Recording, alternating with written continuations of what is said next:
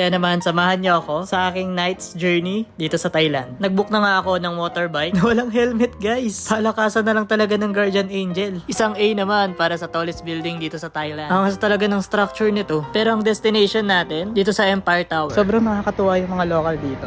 Hindi ko kasi alam kung paano tayo makakapunta dun sa 55th floor. So, turned out, mali na talaga yung dinadaanan natin. Ano to? Is it legit? Oh...